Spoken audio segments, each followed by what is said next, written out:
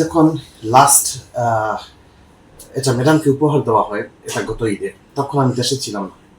আমি 7.5 বছর তখন দেশে আসিনি।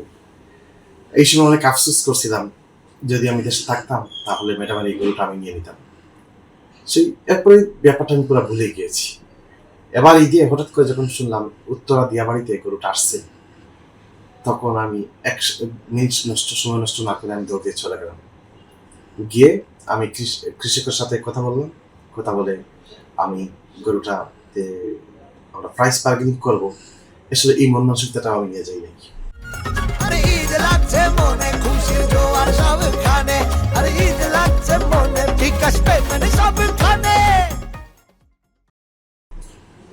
উনি বলছে এটা 22 লক্ষ টাকা। আমি জিজ্ঞেস করছি কত লাখ টাকা দাম হয়েছে, 18 লক্ষ। বলে ঠিক আছে। তাহলে উনি বলছে ভাই আপনি আসছেন, আপনি নিয়ে নেন।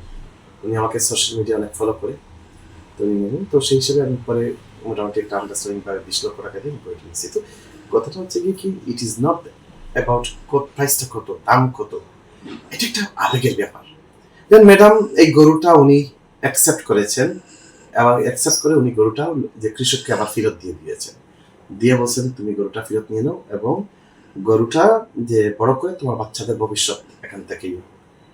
তো আমি আবার আরেকটা জিনিস রিয়েলাইজ করলাম। আমি লোকটাকে জিজ্ঞাসা করছিলাম আপনি গরুটা বিক্রি করে কি করবেন।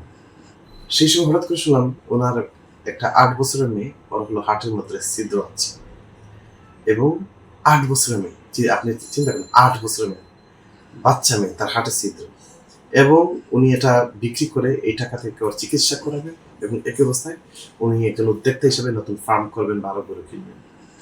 আমি চিন্তা করলাম তাহলে যেহেতু এটা পুরোটা একটা ইমোশনালি রিলেটেড ম্যাডামের যে সাথে, তো আমি চিন্তা করলাম যে ঠিক আছে আমি মেয়েটার চিকিৎসা আমি করাই নিব।